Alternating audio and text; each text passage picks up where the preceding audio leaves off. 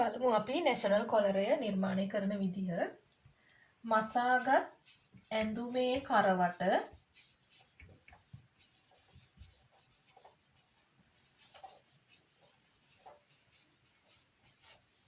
අපි හිතමු 14යි කියලා. මේක දෙකට බෙදනවා 7යි. අඟල් 2ක් උස අඟල් 7ක් අඟල් 14ක් පළල මේ දෙකට නමලා ස්ටිෆ් කොටසක් ගන්නවා.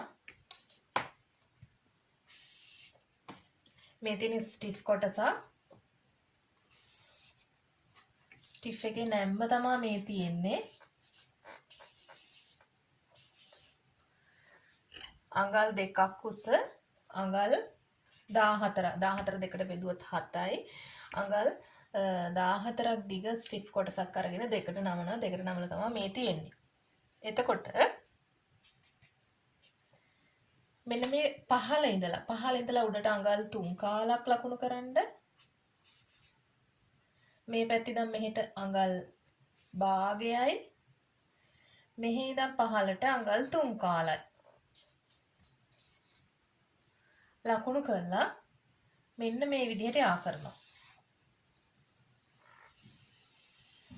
යා කරනකොට මෙතන ඉඳලා මෙතන තියෙන දුර එක සමාන වෙන්න ඕනේ මේ ප්‍රමාණය. මේ පැත්ත මෙහෙම යා කරගන්නවා. මේ ටික කැපිලා අයින් වෙනවා. මේක තමයි අපේ නැෂනල් කොලර් එක වෙන්නේ. කොලරයක් කපනකොට විශේෂයෙන් මතක තියාගන්න ඕනේ අපි උරහිස් මෝට්ටු කරලා ඇඳුමේ උරහිස් මෝට්ටු කරලා ඊට පස්සේ කරවට මැනලා තමයි කොලර් එක කපන්නේ. නැත්නම් ඇඳුම කපන්න ඉස්සෙල්ලා කවදාවත් කොලර් එක කපන්නේ නැහැ. ඇඳුම කපලා උරහිස් මෝට්ටු කරලා ඊට පස්සේ තමයි කොලර් එක කපාගන්නේ. ඇඳුමේ කරවට මැනලා